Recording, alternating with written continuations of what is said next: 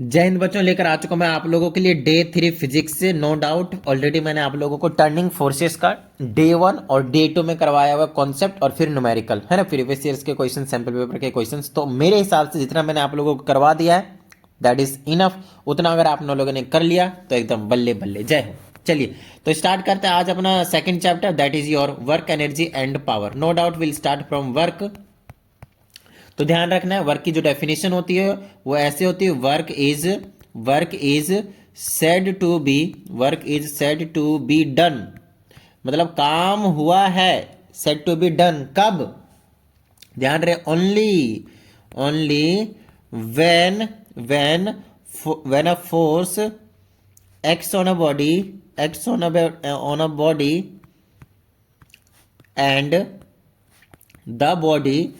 And the body अच्छे से समझना भाई, the body actually moves some distance और displacement you can say in the direction of force applied. Yes, तो work कब हुआ है, हम कब कह सकते हैं, जब बॉडी पे कुछ फोर्स काम करे, एक्सटर्नल फोर्स, और एक्चुअली में सबसे बॉडी कुछ ना कुछ डिस्टेंस को मूव करे, जिस डायरेक्शन में फोर्स अप्लाई किया नो डाउट उसी डायरेक्शन में, ठीक है। तो वर्क डन का फॉर्मूला हो गया फोर्स इंटू में जो भी डिस्टेंस है उसको हम एस से रिप्रेजेंट कर रहे हैं, डिस्प्लेसमेंट। मान लीजिए एक ब्लॉक यहाँ पे था, इस डायरेक्शन में आपने कुछ ना कुछ फोर्स लगाया, ये बॉडी यहाँ पे आ गया, जिससे सेंटर से मेजर कर लेना, एस डिस्प्लेसमेंट को मूव कर रहा है आप, या फिर डिस्टेंस बोल दीजिए, कोई दिक्कत नहीं है। तो work done is force into में डिस्प्लेसमेंट। एक्चुअल में सिर्फ यही नहीं होता है, एफ एस कॉस थीटा होता है एक्चुअल में, यहाँ पे सॉरी कॉस थीटा होता है। और क्योंकि इस केस की अगर मैं बात करता हूँ, जिस डायरेक्शन में फोर्स लग रहा है उसी डायरेक्शन में डिस्प्लेसमेंट है, तो जो थीटा होता है वो होता है 0 डिग्री। तो वर्क डन होता है फोर्स एस कॉस 0 डिग्री की वैल्यू आपको मालूम होनी चाहिए मैथमेटिक्स के ट्रिग्नोमेट्रिक टेबल से, f इंटू एस, इसकी वैल्यू 1 होती है, कॉस 0 डिग्री की वैल्यू क्या होती है आपके पास, 1 होती है। तो फोर्स इंटू डिस्प्लेसमेंट ही बच गया। लेकिन ध्यान रहे, एक जब आप लीनियर की बात करेंगे, जब एक स्ट्रेट लाइन की बात करेंगे तभी की बात है। लेकिन कई बार क्या होता है, हम किसी भी बॉडी को किसी एक पर्टिकुलर एंगल पे भी खींचते हैं, फोर्स लगाते हैं इस टाइप से एक पर्टिकुलर एंगल पे भी फोर्स लगा देते हैं, और ये बॉडी मूव होकर यहाँ पे आ जाती है। जैसे टॉय ले लो आप, किसी टॉय को रस्सी से बांध कर खींच रहे हो, है ना, लॉन रोलर आप लोगों ने नाम सुना होगा, उसको जब घास काटते हैं नीचे तो उसी हिसाब से करते हैं, ये बिल्कुल ऐसे ही। तो इस केस में वर्क डन जो होता है वो फोर्स इंटू में कॉस थीटा होता है, ध्यान रहे इस चीज़ का, एफ एस इंटू में कॉस थीटा, ठीक है ना, F S into cos theta, where theta define करेगा कि भाई कितने एंगल्स पे आप खींच रहे हो, उसके अकॉर्डिंग आपका जो वर्क डन है वो निकल कर आएगा। बहुत अच्छे तरीके से समझते जाना है सारी चीज़ें, ठीक है। तो वर्क डन समझ में आ गया। यहाँ पे हम न्यूमेरिकल को डिस्कस नहीं करेंगे, नो डाउट आपको सारी चीज़ें बता दी जाएगी, positive, negative and zero work done. तो यहाँ पे आपको मैं 3 कंडीशन बता रहा हूँ, पॉजिटिव वर्क डन कब होता है, नेगेटिव वर्क डन कब होता है, जीरो वर्क डन कब होता है। न्यूमेरिकल की बात आती है, हम नो डाउट डे 4 की वीडियो में पूरे के पूरे कॉन्सेप्चुअल क्वेश्चन के साथ साथ न्यूमेरिकल्स भी डिस्कस करेंगे, तो आपको टेंशन लेने की जरूरत नहीं है, सारी चीज़ें क्लियर हो जाएंगी वहाँ पे आपको, ठीक है। पॉजिटिव वर्क डन तब होगा जब आपके पास जो थीटा होगा वो 0 डिग्री होगा, बस ऐसे समझ लीजिए, मतलब जिस डायरेक्शन में फोर्स अप्लाई कर रहा है उसी डायरेक्शन में आपके पास डिस्प्लेसमेंट होनी चाहिए। नेगेटिव वर्क डन होता है जब थीटा आपके पास 180 डिग्री होती है, क्योंकि कॉस 180 की वैल्यू -1 होती है, तो नेगेटिव आ जाता है। जिस डायरेक्शन में फोर्स अप्लाई करना है उसके ठीक नेगेटिव डायरेक्शन में आपके पास क्या होता है, डिस्प्लेसमेंट होना चाहिए। अब बोलोगे सर ऐसा कैसे पॉसिबल है, हम मान लो आपने फोर्स इस डायरेक्शन में लगाया, मूव कर रहा है इस डायरेक्शन में, और डिस्प्लेसमेंट भी तो इसी डायरेक्शन में होगा हमेशा, नो डाउट, अच्छी बात है। लेकिन मैं कहता हूँ अगर मैंने फोर्स ये आपने जो अप्लाई किया वो ना ले लूँ, मैं अगर फ्रिक्शन फोर्स ले लूँ तब क्या होगा, फ्रिक्शन फोर्स तो हमेशा अपोजिट डायरेक्शन में लगता है ना, लेकिन आपका डिस्प्लेसमेंट इधर हो रहा है, तो एंगल 180 डिग्री, तो इस केस में आपके पास नेगेटिव वर्क डन कहलाता है। जीरो वर्क डन तब होता है जब थीटा क्या होता है, 90 डिग्री, मतलब परपेंडिकुलर काम होते हैं। यहाँ से आपके पास कॉन्सेप्चुअल क्वेश्चन बनते हैं और 100% आपसे पूछे जाएंगे। ये एक फिजिक्स का कॉन्सेप्ट है, मैं डेली लाइफ के कॉन्सेप्ट की बात नहीं कर रहा हूँ, ये फिजिक्स का वर्क से रिलेटेड कॉन्सेप्ट थोड़ा अलग ही है। जब थीटा 90 डिग्री होता है तो वर्क डन का फॉर्मूला क्या हो गया, एफ एस कॉस 90, और कॉस 90 डिग्री की वैल्यू होती है 0, तो वर्क डन यहाँ पर निकल कर आ जाता है 0। लेकिन मेरी बात ध्यान सुनिएगा, मान लेते हैं इसमें क्वेश्चन ऐसे आता है, जैसे कि मान लेते हैं एक कुल्ली है, ठीक है ना, एक कुल्ली है, ये अपने सिर पे कुछ एक बक्सा सा लेकर चल रहा है, इधर चल रहा है या फिर इधर भेज दो, कहीं भी भेज दो, कोई टेंशन नहीं है, कुछ ना कुछ ये आगे डायरेक्शन में जा रहा है। तो आपसे पूछा जाता है कि बताओ भाई सो इसने कितना वर्क डन किया, तो इस केस में इसका जो वर्क डन आता है वो 0 आता है। लॉजिक समझिएगा, इसका जो ये वेट है वो इसके सिर पे रखा हुआ है, डिस्प्लेसमेंट इधर हो रही है, कोई टेंशन वाली बात नहीं है, लेकिन वेट इसके ठीक नीचे के डायरेक्शन में लग रहा है ना, फोर्स ऐसे है परपेंडिकुलर है, तो इनके बीच में जो थीटा है वो 90 डिग्री है। समझ में आ रही होगी, थीटा 90 डिग्री है, और 90 डिग्री केस में वर्क डन क्या हो जाता है आपके पास, 0 डिग्री हो जाता है। बस इस लॉजिक से इन्होंने 0 बताया हुआ है। समझ में आ रही होगी बात, डन है। ओके अच्छा, दूसरी चीज़ देखिए वर्क डन कब कब 0 हो सकता है। एक तो आपका फोर्स 0, देखिए 3 चीज़ें पे डिपेंड कर रहे हैं यहाँ पे, सारी चीज़ें आपको मालूम होना चाहिए। अगर फोर्स 0, अरे यार क्या कर रहा हूँ मैं, ट्रिंग करके उड़ा दो, फोर्स 0 तब भी वर्क डन 0 होगा। दूसरी चीज़, अगर मूव ही ना करे बॉडी, मान लो यहाँ पे कोई ऑब्जेक्ट रखा है, इस पे आपने फोर्स लगाया और फोर्स से लगाने के बाद भी बॉडी मूव नहीं कर रही है, रेस्ट पे ही है, तो डिस्प्लेसमेंट 0, तो भी वर्क डन 0 भाई, है ना। और कॉस अगर थीटा 90 डिग्री आ जाए तो भी वर्क डन आपके पास 0। ये तीनों कैसे याद रखिएगा, आपको मजा आ जाएगा। ठीक है, चलिए नेक्स्ट की बात कर लेते हैं हम। और अब हम बात करेंगे यूनिट्स ऑफ वर्क की। तो यूनिट ऑफ वर्क की अगर मैं बात करता हूँ तो वो होता है, ऐसा यूनिट जो होता है वो होता है आपके पास जूल। क्या होता है, जूल। लेकिन एक चीज़ और होती है सीजीएस यूनिट, उसे हम बोलते हैं अर्ग्स। और इनके बीच में एक रिलेशन होता है। क्या रिलेशन होता है, 1 जूल इज इक्वल टू 10⁻7 अर्ग्स। तो सर हमको बता दीजिए फटाफट कैसे आया, हम नहीं जानते, कोई बात नहीं।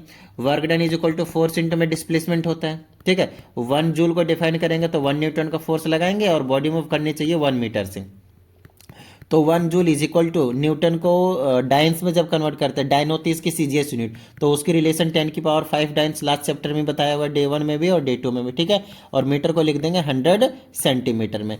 तो 1 जूल इज इक्वल टू 10⁻7, ये डाइन्स, और ये हो गया सेंटीमीटर। डाइन सेंटीमीटर मतलब सीजीएस यूनिट है एनर्जी की, वर्क की, और इसी को कहते हैं हम अर्ग्स। खत्म बात। तो 1 जूल इज इक्वल टू 10⁻7 अर्ग्स। याद रखना ये चीज़, बड़ी एक अच्छी बात है, समझ में आ रही होगी बात। ठीक है, ओके। तो नेक्स्ट आपके पास work done by the force of gravity, या फिर आप कह सकते हो वर्क डन अगेंस्ट ग्रेविटी। तो वर्क डन अगर हम अगेंस्ट ग्रेविटी की बात करते हैं तो वही आपके पास पोटेंशियल एनर्जी से स्टोर होता था। ठीक है ना, तो ज़्यादा टेंशन नहीं लेना। देखिए अगर आपके पास कोई भी बॉडी है जिसका मास m है, तो नीचे के डायरेक्शन में हमेशा एक mg फोर्स लगाएगा। इसको अगर आप कुछ डिस्टेंस से ऊपर लेकर जाना चाहते हैं, वर्क डन अगेंस्ट ग्रेविटी करना चाहते हैं, तो मान लेते हैं h हाइट है, ठीक है ना, इससे आपने मूव कराया इसको, तो आपको कुछ ना कुछ इस डायरेक्शन में फोर्स लगाना पड़ेगा। तो वर्क डन का फॉर्मूला हो गया एफ सॉरी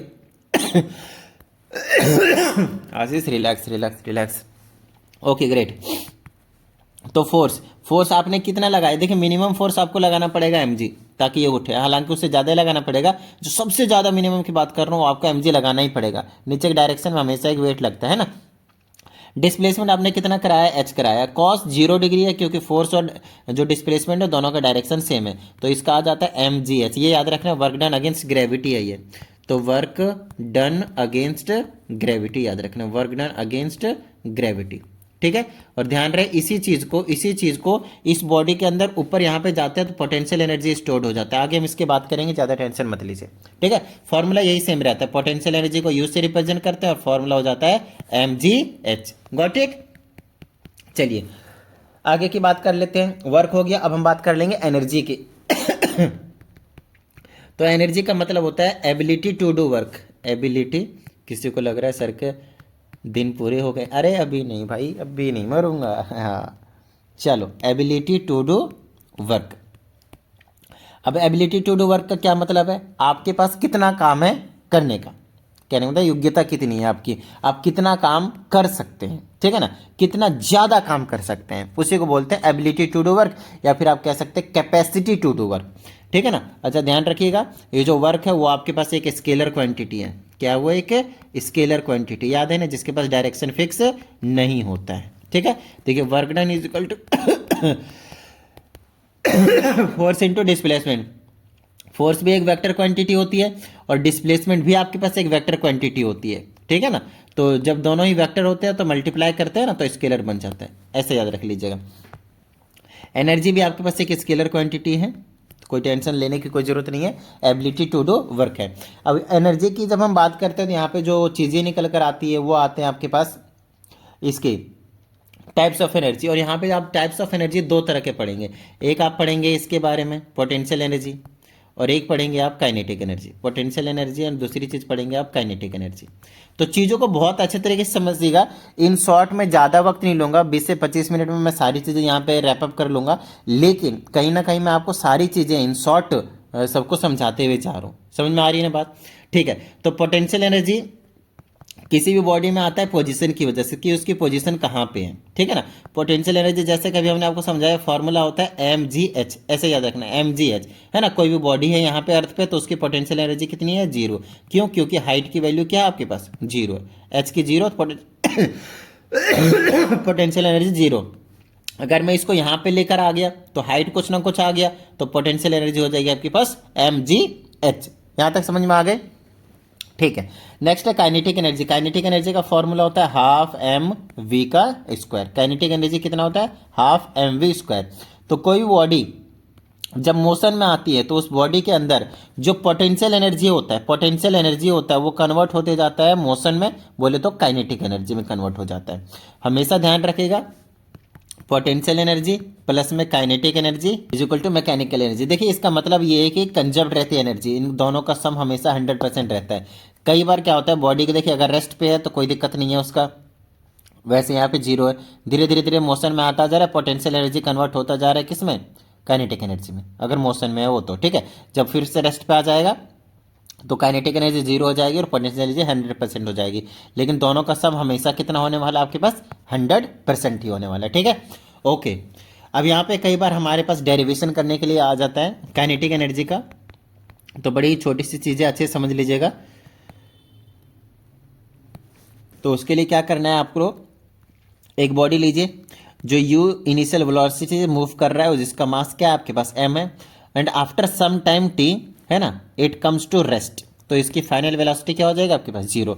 और ध्यान रखिएगा एक्सेलरेशन धीरे धीरे धीरे धीरे कम हो रहा होगा, तो एक्सेलरेशन क्या हो जाएगा आपके पास? नेगेटिव। देखिए वेलोसिटी धीरे धीरे कम हो रहा है ना, मतलब रिटार्डेशन मोशन हो रहा है। रिटार्डेशन मतलब एक्सेलरेशन क्या हो गया आपके पास? नेगेटिव, ठीक है। तो अब ये वाली इक्वेशन लगाइए, V square minus U square is equal to 2as, इसको कहते हैं थर्ड इक्वेशन ऑफ मोशन, है ना, equation motion. Final velocity 0 minus का यू का square is equal to 2 multiply, एक की जगह माइनस ए मल्टीप्लाई, मान लेते हैं डिस्प्लेसमेंट कितने कवर किया? एस किया, ठीक है। चलिए यहाँ आ गया मेरे पास माइनस का U square is equal to 2as, minus minus से कैंसिल करा दिया तो 2a U square is equal to 2as बच गया। क्या इतनी सी बात समझ में आ गया आप लोगों को? डन है, ठीक है। यहाँ से आप क्या कीजिए, एक्सेलरेशन की वैल्यू निकालिए, तो u square upon m 2s आ गया, इसको फर्स्ट इक्वेशन की नेमिंग कीजिए। और आपको पता ही है फोर्स इज इक्वल टू क्या होता है? मास इंटू में एक्सेलरेशन, ठीक है। तो यहां से भी आप एक्सेलरेशन की वैल्यू निकाल लीजिए, तो क्या आ जाएगा? Force upon m mass. This is your second equation. दोनों को इक्वेट कर दीजिए फ्रॉम फर्स्ट एंड सेकंड, तो u square upon 2s, u square upon m 2s is equal to force upon m mass. अब अपने को क्या करना है, जितना आप किसी भी बॉडी में काम करोगे वही कन्वर्ट होता है काइनेटिक एनर्जी में, तो आपको वर्क डन निकालना है और कुछ नहीं, तो इधर उधर कर लीजिए, काम बन जाएगा। You square upon m 2s यार आज क्या हो गया, बस क्रॉस मल्टीप्लाई कर दीजिए, तो फोर्स s और 2 आ गया is equal to m u square आ गया, फोर्स इंटू में डिस्प्लेसमेंट साथ में रखूंगा और इधर लिख दूंगा 1/2 एम यू का स्क्वायर, ये जो 2 है ना तो डिवाइड में भेज दिया और कुछ नहीं। फोर्स इंटू में डिस्प्लेसमेंट क्या होता है? Work done, half M. कई बार नहीं, मैक्सिमम टाइम यू की जगह वी लिखा हुआ रहता है, मतलब वो होता है इनिशियल वेलोसिटी है, ज़्यादा टेंशन लेने की जरूरत नहीं है, ठीक है इतनी बात। ओके ग्रेट, तो आपको ये भी बता दीजिए। अच्छा एक चीज़ और याद आया 1 calorie is equal to 4.184 joule के इक्वल होता है, मतलब कैलोरी एक अनदर यूनिट है एनर्जी को मेजर करने के लिए, तो टेंशन मत लीजिए, याद रखिएगा। कई बार क्या होता है एमसीक्यूज में पूछ डालते हैं लोग, है ना, तो अपने को पूरी तरह से तैयार रहना पड़ेगा, है ना। अच्छा और भी अगर हम बात करते हैं एनर्जी कंजर्वेशन की, पावर को हम लास्ट में डिस्कस कर लेंगे, थोड़ा सा हम काइनेटिक एनर्जी को आगे बढ़ा देते हैं, पोटेंशियल एनर्जी को बढ़ा लेते हैं। और जो हम आता है अब की बात जो हमें थोड़ा सा जो समझना है वो ये समझना है कि कंजर्वेशन ऑफ एनर्जी हमेशा रहता ही रहता है, लेकिन आप लोगों से जो पूछा जाता है ना पेंडुलम के से रिलेटेड क्वेश्चन पूछते हैं, इस टाइप से दे देंगे, बोलेंगे हमारे पास पेंडुलम है धीरे धीरे मूव करता है, तो बताइए कहाँ पे पोटेंशियल एनर्जी मैक्सिमम होता है, कहाँ पे मिनिमम होता है। तो आपको एक चीज़ पता होना चाहिए यहाँ पे इस वाले पॉइंट पे पोटेंशियल एनर्जी जीरो होता है और काइनेटिक एनर्जी मैक्सिमम होता है, मैक्सिमम पूरा 100%। और वो फॉर्मूला क्या है आपके पास, हाफ एम वी स्क्वायर, और हाफ एम वी स्क्वायर को कन्वर्ट करते हैं तो M G H half M V square, एक ही बात है।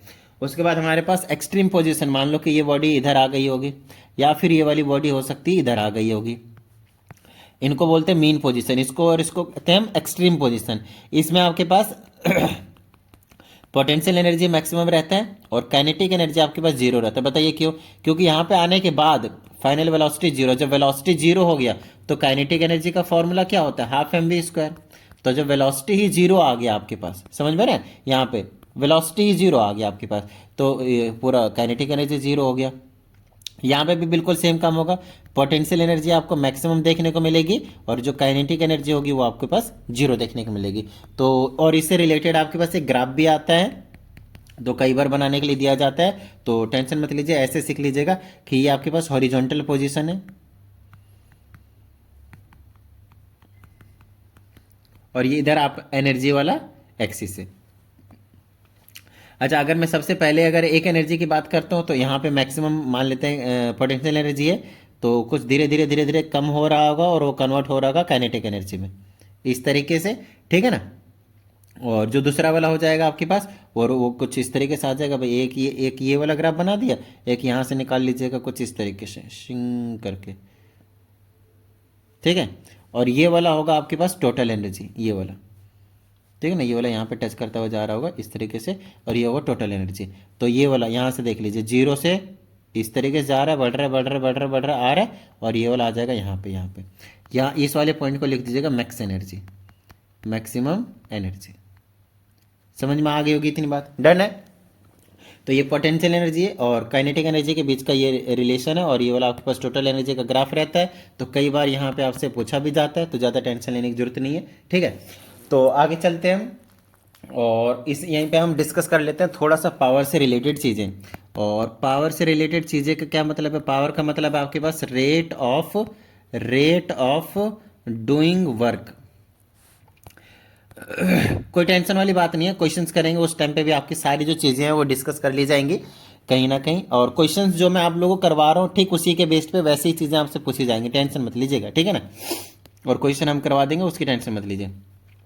रेट ऑफ डूइंग वर्क का मतलब होता है, देखिए फिर से आप काम कर रहे हैं, लेकिन रेट का मतलब हो गया टाइम, और टाइम का मतलब हो गया आप कितना जल्दी काम कर रहे हैं। तो पावर का फॉर्मूला होता है वर्क डन अपॉन में टाइम। पावर का फॉर्मूला क्या होता है, वर्क डन अपॉन में टाइम, आप कितना वर्क कर रहे हैं और कितना आपको टाइम लग रहा है, ठीक है। ओके, इसके यूनिट की बात करेंगे हम। तो power is equal to, work done को मैं कैसे लिख सकता हूँ, फोर्स इंटू में डिस्प्लेसमेंट, बोलिए हाँ या नहीं। तो पावर का फॉर्मूला हो गया फोर्स इंटू में, अच्छा आपको मालूम होना चाहिए वेलोसिटी का फॉर्मूला होता है डिस्प्लेसमेंट अपॉन में टाइम, है ना। तो फोर्स इंटू में वेलोसिटी भी पावर का एक फॉर्मूला रिलेशन है, बहुत ज़्यादा इंपॉर्टेंट रिलेशन है, ध्यान रखिएगा, ये आपके पास बहुत ज़्यादा इंपॉर्टेंट रिलेशन है, ठीक है। ओके ग्रेट, अब इसी की हम बात करेंगे एक ऐसा यूनिट की जो बड़ा ही इंपॉर्टेंट है। ऐसा यूनिट होता है WA वाट, है ना। अच्छा, इसी को कुछ और यूनिट्स कमर्शियल यूनिट जैसे 1 हॉर्स पावर HP, वो होता है 746 वाट के इक्वल होता है, ठीक है।